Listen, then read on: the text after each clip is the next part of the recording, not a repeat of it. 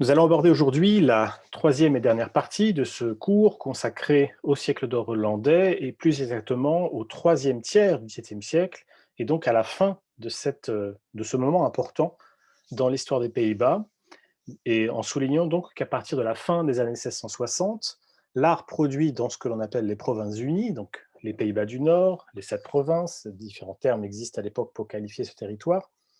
Cet art connaît des changements assez sensibles, même si on va le voir, ces changements s'inscrivent dans les évolutions que nous avons évoquées dans le cours précédent.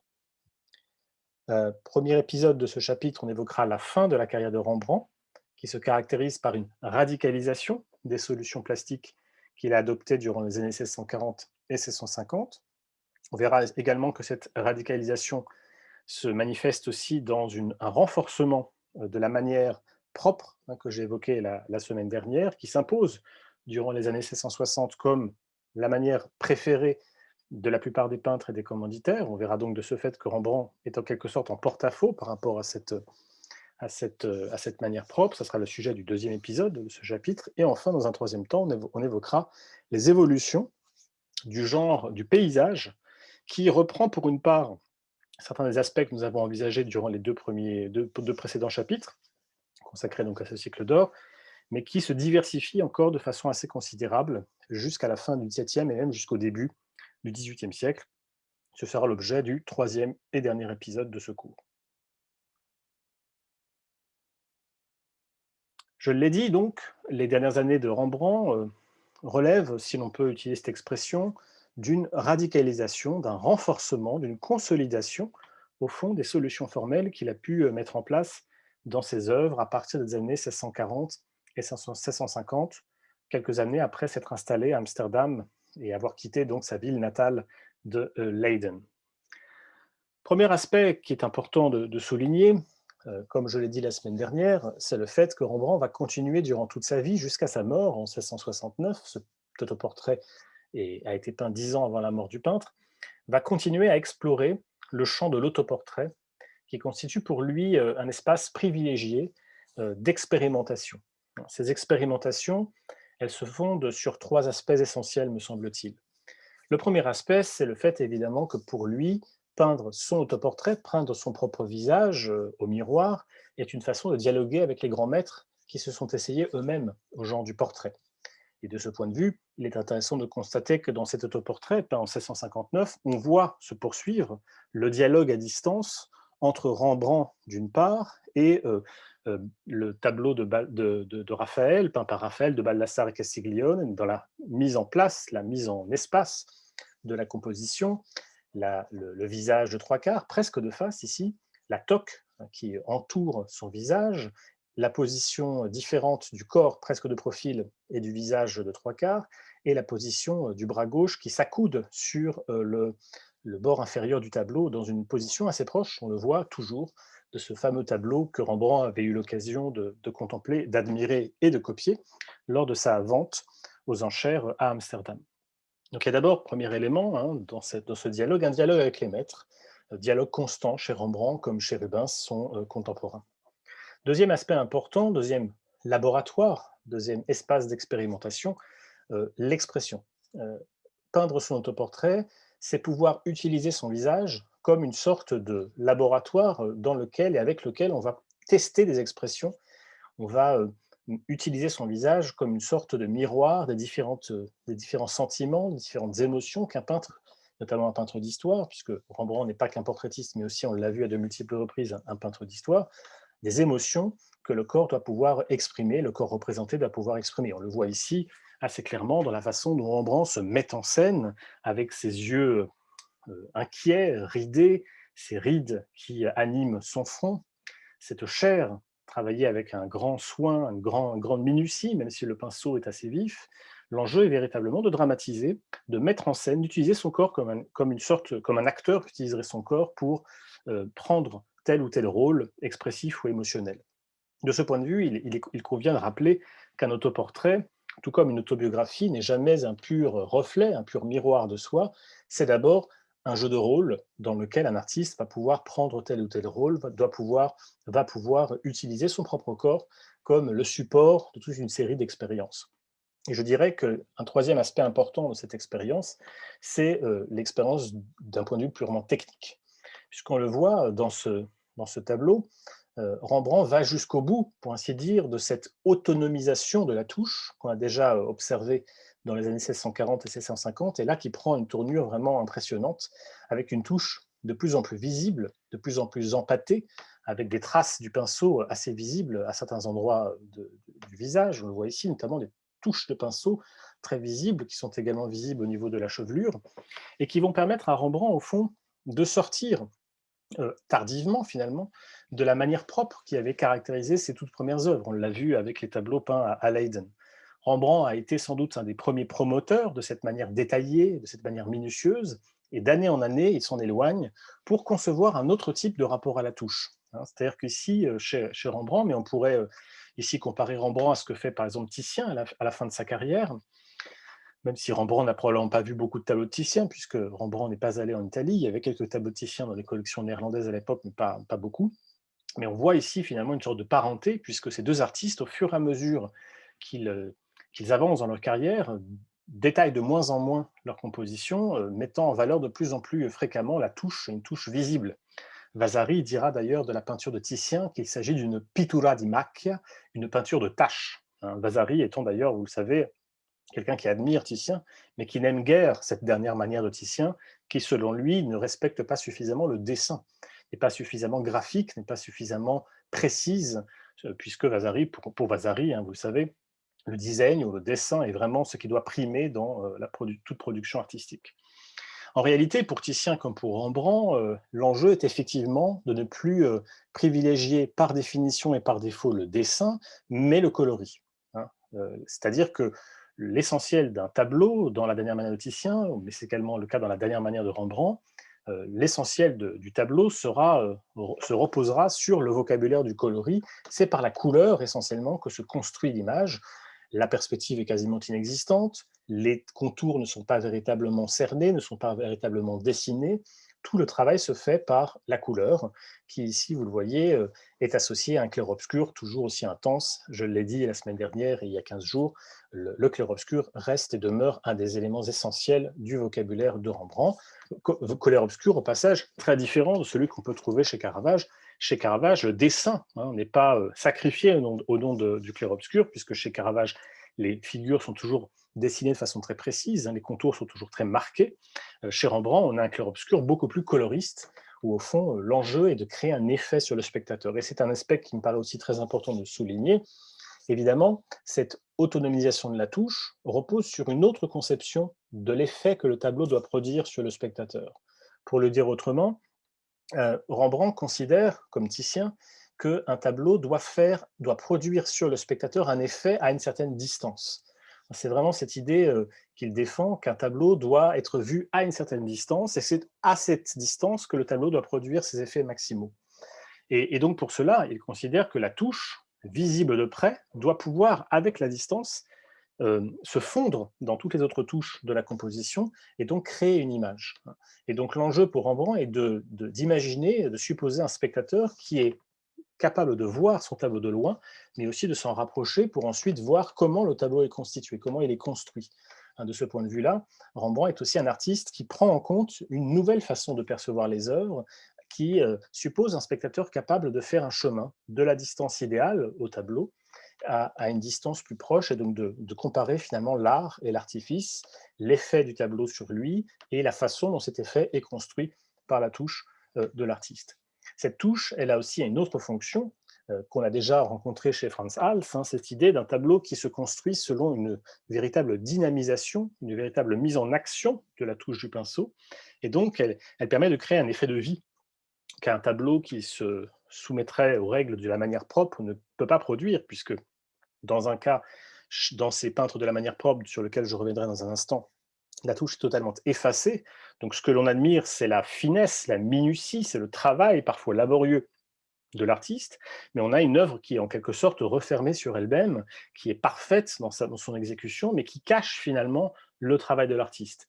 Alors que chez Rembrandt, comme chez Frans Hals, il y a au contraire la volonté de montrer le travail de l'artiste, de montrer le pinceau qui travaille, un peu comme si nous étions amenés ou conduits par l'artiste à entrer dans son atelier et à voir le tableau en train d'être fait, hein. Donc cette idée d'une touche visible renforce aussi l'impression de vie de la composition, de la figure représentée.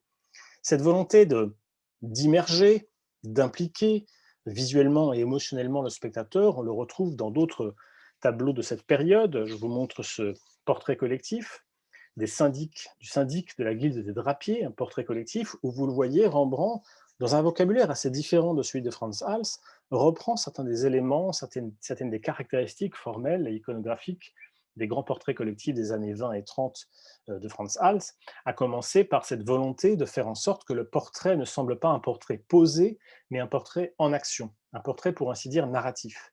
On le voit, nous sommes en quelque sorte pris dans un rôle d'intrus. Nous entrons dans l'image et nous interrompons cette séance de cette guilde des drapiers. Quand on dit drapier, ça veut dire que ce sont des marchands de textiles, hein, qui sont en train de parler, qui sont en train de discourir sans doute de leurs affaires. Et l'on voit que dans la composition, l'enjeu est de faire comme si le spectateur venait en quelque sorte interrompre cette séance de discussion. Certaines figures tournent leur tête vers nous, d'autres semblent dans une position intermédiaire. On voit on a presque l'impression que le visage de ce personnage est en train de se tourner vers le spectateur, comme s'il venait tout juste de prendre conscience de sa présence. Ce personnage-là ne semble pas prendre en compte notre présence. Ce personnage semble dans une position comme s'il voulait poser ses gants sur la table, ou au contraire les enlever de la table. Et cette figure est également dans cette position un peu intermédiaire.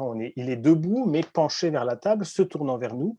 Bref, l'enjeu est ici, encore une fois, comme on l'avait vu pour l'anatomie du docteur Tulp, pour Rembrandt, de faire du spectateur une figure. Le spectateur est à la fois celui qui voit le tableau, mais il est en quelque sorte dans l'image elle-même. Il est le septième personnage de cette composition, et un septième personnage qui, vous le voyez, ne fait pas partie de cette assemblée, mais en quelque sorte la dérange, mais en la dérangeant, crée la vie de cette composition. On retrouve évidemment les caractéristiques de l'art de Rembrandt dans les années 60, à savoir cette touche très vive que l'on voit notamment dans le traitement très libre des détails du tapis qui sert de nappe ici au tableau, mais aussi dans le traitement de l'arrière-plan, hein, qui est vraiment réduit aux éléments essentiels, et un clair-obscur qui est marqué, moins marqué évidemment que dans l'autoportrait que je viens de vous montrer, puisque le fond est visible, mais qui met en valeur, par le jeu d'opposition entre les vêtements sombres des personnages et de leurs chapeaux et les visages éclairés de façon assez forte, avec la collerette évidemment,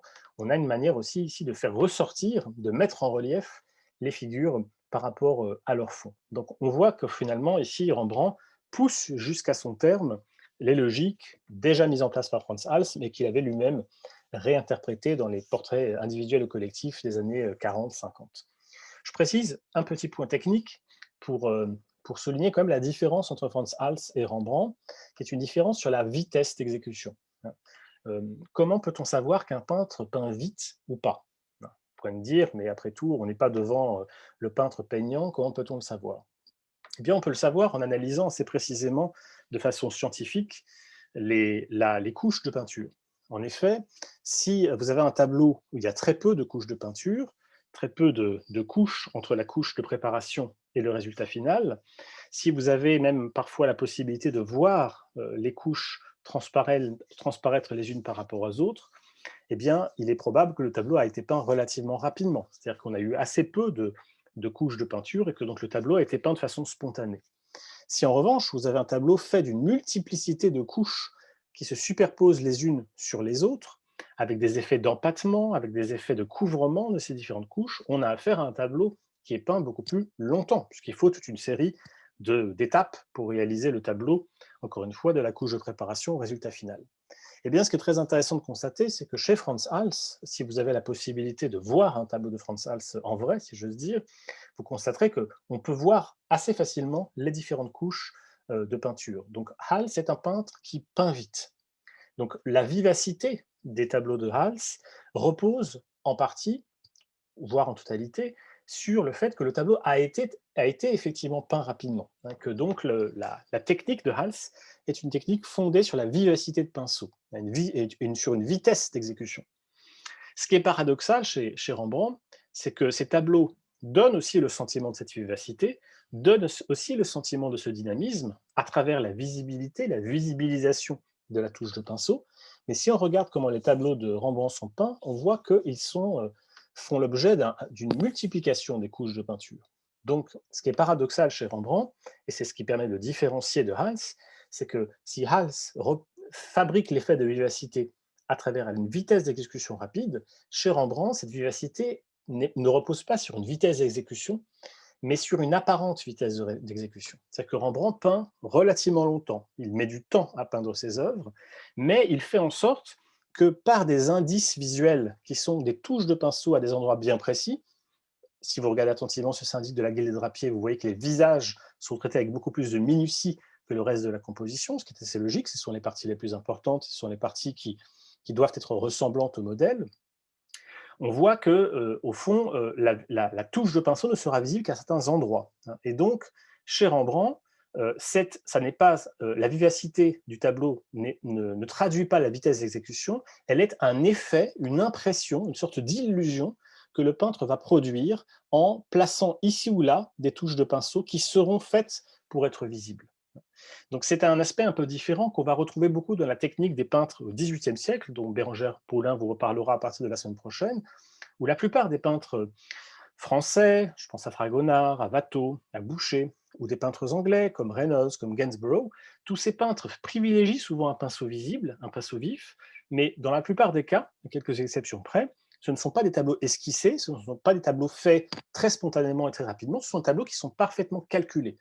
L'enjeu pour ces artistes, dans la suite de Rembrandt, qui va d'ailleurs servir de modèle, hein, pour cette peinture vive, avec Van Dyck également, qui Van Dyck, lui aussi, est un peintre qui peint relativement précisément, sans forcément avoir la vitesse d'exécution de Frans Hals.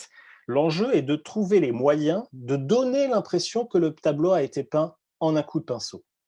Donc ici, on est dans une fabrication d'illusions, l'illusion de la vivacité, alors que chez Hals, il y a vraiment un lien fort entre vitesse et vivacité. C'est un point technique relativement important, puisque les effets produits sont aussi un tout petit peu différents. On a chez Hals une impression de légèreté de pinceau. Au XVIIIe siècle, on appellera ça la légèreté de l'outil, hein, donner l'impression que le tableau a été fait sans effort, rapidement, simplement, sans réfléchir. C'est une illusion, mais d'une certaine manière, ça correspond à une réalité. Hals peint rapidement. Tandis que chez Rembrandt, et d'autres artistes qui vont suivre après lui, c'est vraiment la fabrication d'un lent processus dans lequel et pour lequel le tableau doit, in fine, créer l'impression de cette vivacité qui crée l'animation et qui crée l'effet de vie dans la composition. J'insisterai pour un troisième exemple, hein, un troisième exemple assez fascinant, sur finalement peut-être le summum dans l'art de Rembrandt, quelques années avant de mourir, le summum de cette technique, qui est ce tableau assez mystérieux, puisqu'on ne sait toujours pas aujourd'hui ce qu'il représente réellement, mais qu'on a surnommé de façon rétrospective, hein, ce n'est pas le titre que l'œuvre avait au XVIIe siècle. Petite parenthèse, je vous le rappelle, les œuvres d'art anciens n'ont pas de titre. La notion de titre est une notion qui apparaît à la fin du XVIIIe siècle, à partir du moment où, lors des expositions des œuvres, les artistes, on demande aux artistes d'intituler leurs œuvres pour que les catalogues de ces expositions puissent être publiés. Et donc, c'est à partir de ce moment-là que les artistes commencent à associer une expression, une phrase précise pour désigner leurs œuvres. Mais avant le XVIIIe siècle, les œuvres n'ont pas de titre, hein. C'est la raison pour laquelle dire Mona Lisa, portrait de jeune femme brune ou Joconde, finalement, toutes ces expressions sont valables, même si elles vont dire des choses différentes sur les œuvres. Et ces titres sont souvent, la plupart des cas, sont le choix des collectionneurs, des amateurs ou des historiens de l'art, hein. Mais ne vous fondez pas dans vos analyses pour les œuvres d'art anciens sur le titre, puisque le titre ne donne pas d'informations sur l'œuvre, il donne des informations sur la façon dont telle ou telle personne a voulu que l'on voit l'œuvre, hein. Et c'est un élément important. Donc le titre qu'on a donné, apocryphe, donc à ce tableau, c'est La fiancée juive, parce qu'on a considéré donc qu'il s'agissait d'un couple marié ou fiancé, et que s'il s'agissait d'un couple juif. Aujourd'hui, on n'a absolument aucune certitude sur la confession de ces deux personnages. On a plutôt tendance à penser que ces deux personnages ne sont pas de la communauté juive, donc plutôt d'autres communautés religieuses, peut-être réformées, peut-être catholiques, on n'en sait rien, et on n'est même pas sûr qu'il s'agisse de deux portraits. Voilà. On hésite entre deux propositions principales. D'une part, qu'il s'agisse effectivement d'un portrait de deux personnes dont on n'a pas identifié l'identité, peut-être qu'un jour on le fera. Et donc, dans ce cas-là, c'est un portrait qu'on appellera historié. Un portrait historié, donc H-I-S-T-O-R-I-E, H-I-E, hein. Un portrait historié, c'est une expression que les historiens et historiennes de l'art utilisent pour parler de portraits, au fond, où lorsque l'on représente les personnes, on va les représenter dans des déguisements, on va les représenter dans des rôles. Donc lorsque vous avez par exemple le portrait de telle femme en Vénus, ou le portrait de tel homme en Alexandre le Grand, on va les représenter dans leur intégrité physique, on va les représenter de façon ressemblante, c'est l'art du portrait, mais on va leur faire endosser un rôle qui est souvent lié aux valeurs, au statut social que l'on veut exprimer. Donc si l'on représente Louis XIV en Alexandre le Grand, cela va de soi qu'Alexandre le Grand est un modèle d'empereur auquel Louis XIV s'est attaché, s'est même identifié dans sa jeunesse, et donc pour représenter Louis XIV en Alexandre le Grand, c'est montrer que Louis XIV est comme un second Alexandre. Et de la même manière, si on représente une femme en Vénus ou en Diane, eh bien on va associer à cette femme la beauté, les vertus éventuelles des déesses auxquelles elle est identifiée. Et donc, dans ce portrait, on pense qu'il s'agit d'un portrait historié, tout simplement parce que ces deux figures ne sont pas peintes dans des costumes du XVIIe siècle.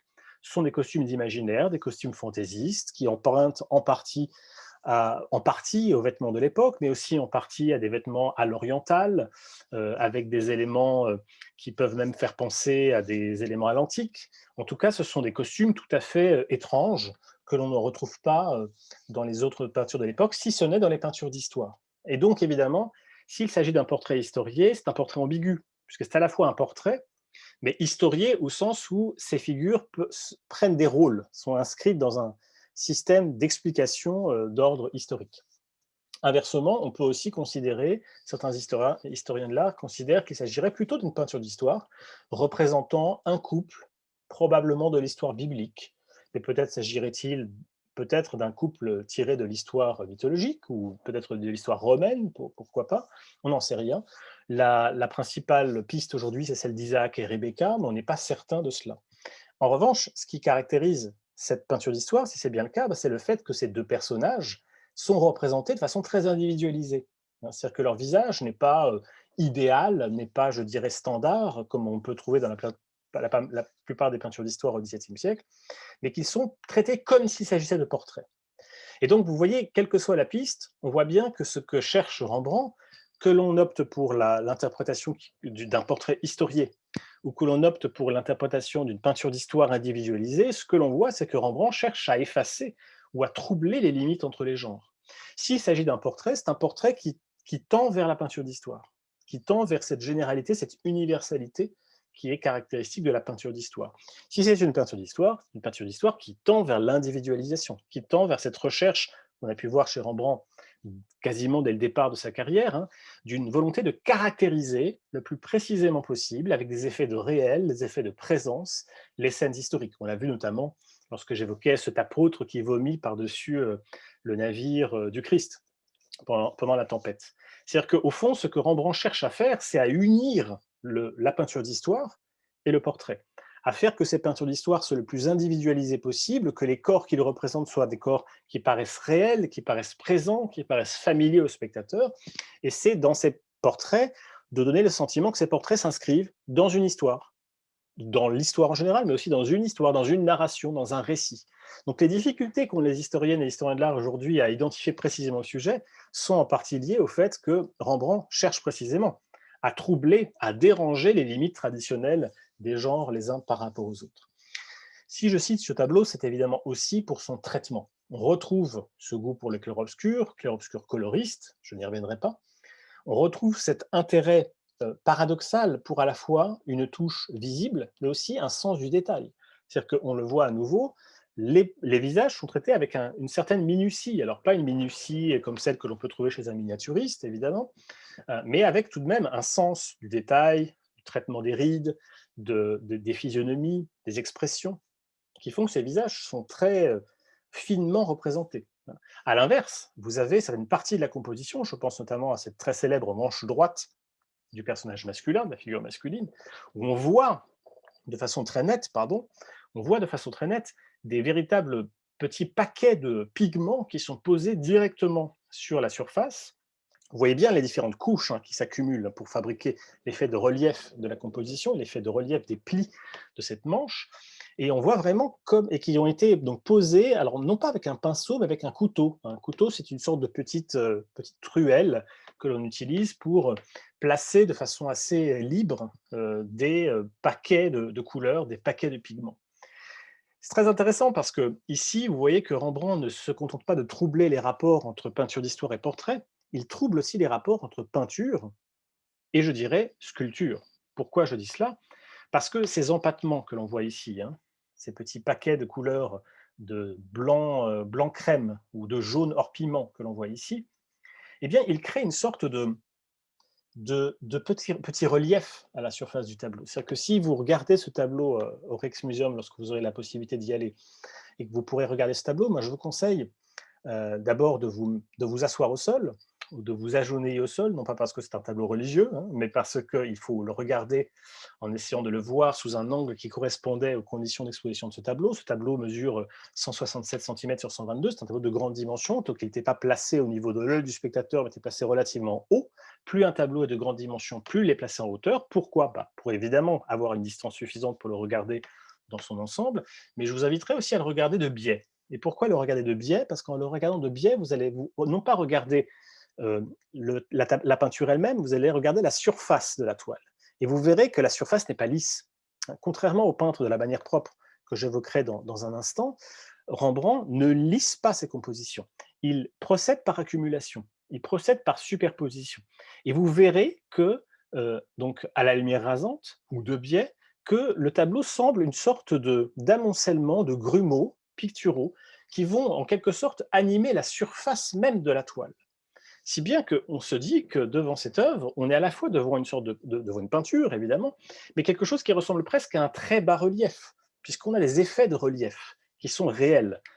Et pour Rembrandt, ce choix, il est destiné évidemment à créer l'impression de relief, hein, de ce coude, hein, qui est dirigé vers le spectateur.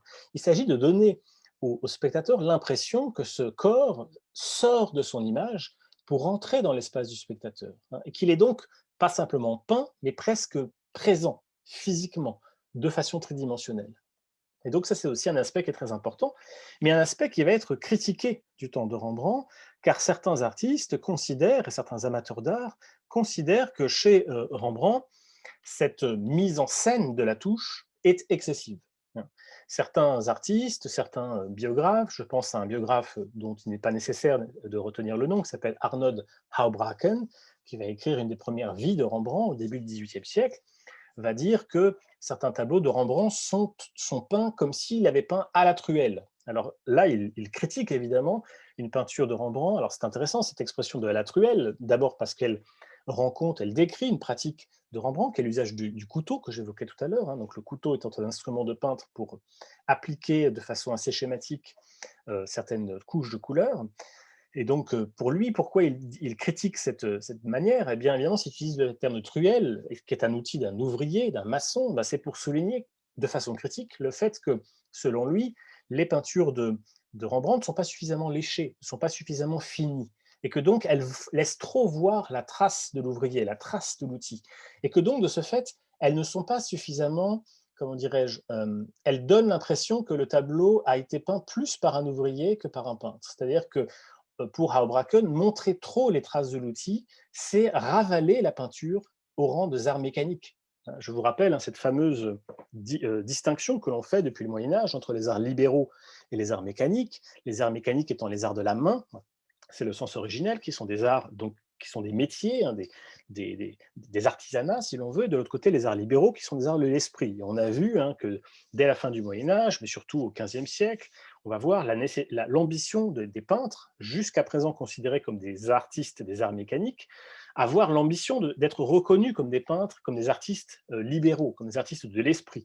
Et on a évoqué notamment la question du disegno en Italie, qui est évidemment centrale, puisque la notion de disegno, telle qu'elle a été affirmée, définie, revendiquée, promue par les peintres du XVIe siècle, notamment par Vasari, c'est une façon de dire que les peintres ne se contentent pas de dessiner, au sens graphique du terme, mais qu'ils avaient aussi une conception intellectuelle, hein, qu'ils étaient en quelque sorte des savants. Hein, et design renvoyant aussi à la lignée du dessin intellectuel avec un E. Hein, donc cette idée d'une conception intellectuelle. Mais chez Vasari, comme chez beaucoup de ces théoriciens, cette affirmation, cette intellectualisation de l'art doit passer par le refus de réduire l'art à un travail purement manuel, un travail purement mécanique. Et une partie du travail des artistes de la manière propre au XVIIe siècle a été précisément de mettre en scène le labeur artistique, mais en effaçant les touches du pinceau. Et donc de créer l'impression que l'œuvre s'est peinte toute seule, sans l'usage d'un pinceau initial. Alors que chez Rembrandt, on a au contraire la valorisation du travail manuel, du travail mécanique. Et donc Rembrandt va être critiqué pour cela.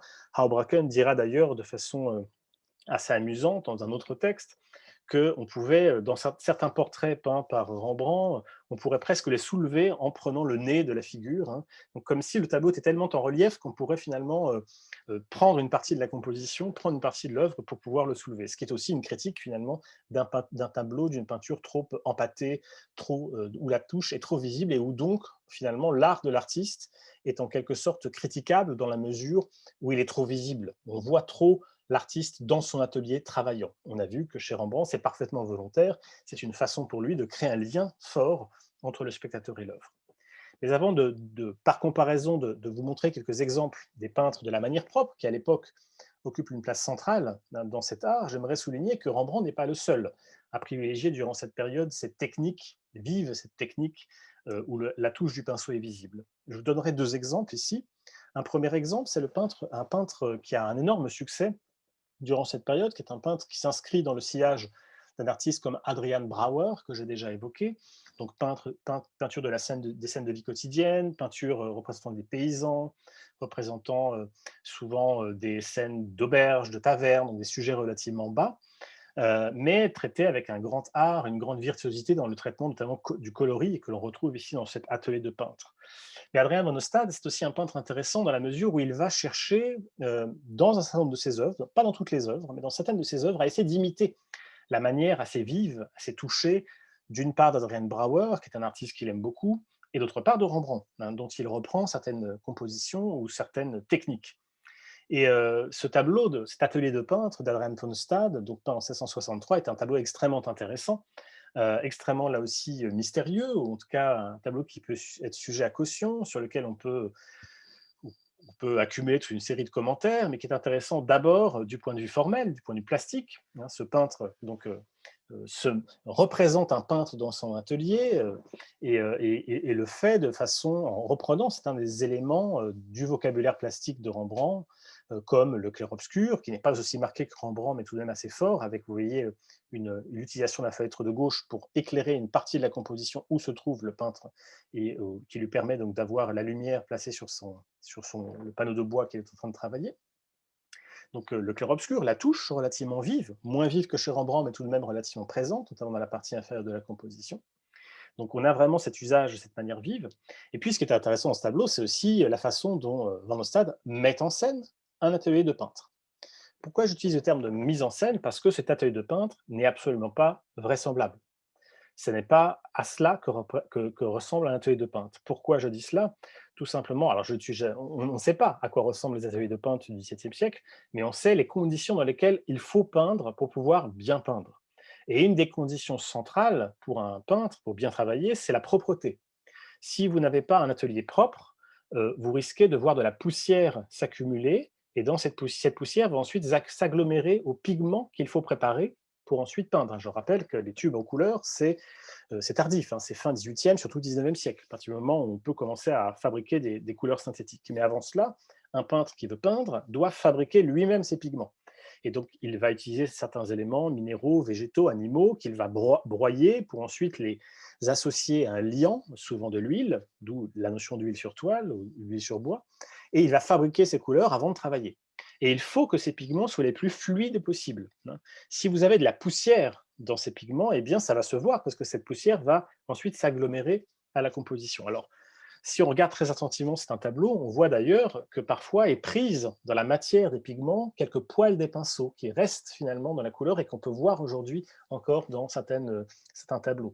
C'est un effet qui est inévitable parce que évidemment ces pinceaux s'usent au fur et à mesure qu'ils sont utilisés, mais évidemment il faut éviter au maximum je dirais, ces saletés qui vont s'associer aux couleurs.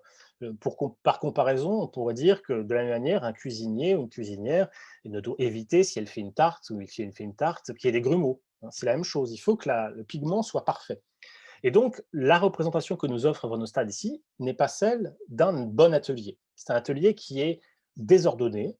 On y retrouve tout ce qu'on doit trouver dans un atelier, hein, c'est-à-dire un mannequin de bois dont on va pouvoir se servir pour tester certaines attitudes, des bustes en plâtre pour éventuellement se servir de certains modèles antiques, des éléments d'accessoires. Vous voyez ce carquois avec ses flèches, dont on peut supposer qu'ils ont pu être utilisés par ce peintre s'il devait peindre, je ne sais pas, par exemple une diane, avec donc le carquois et les flèches.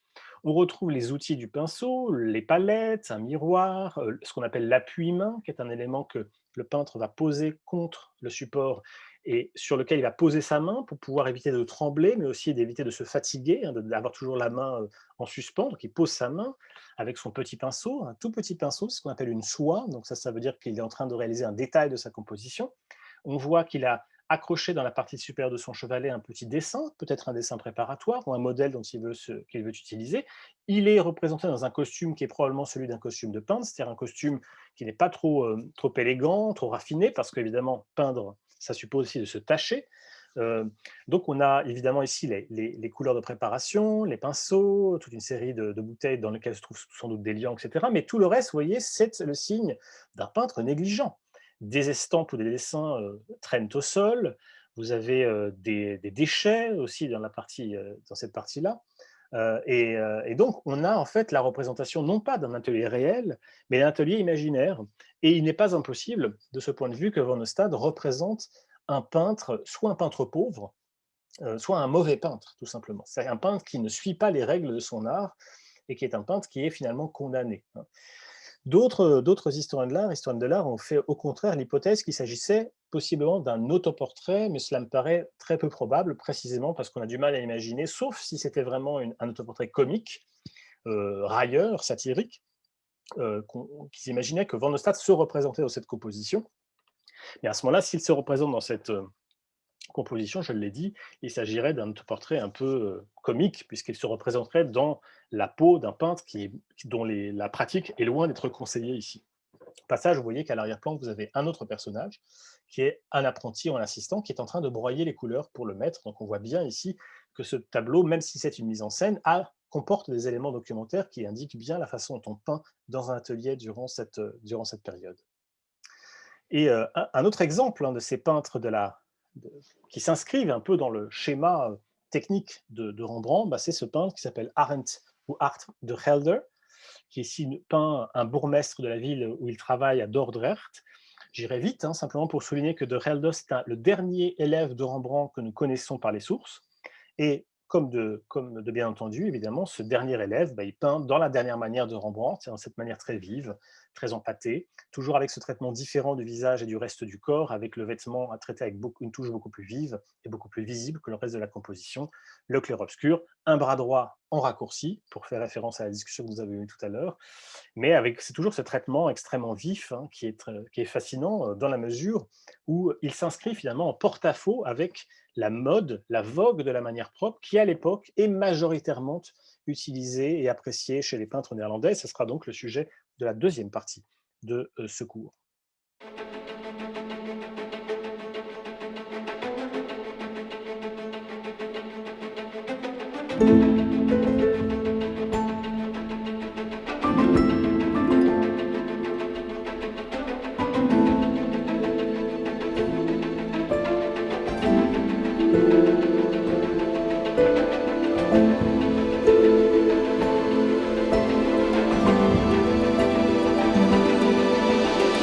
Thank you.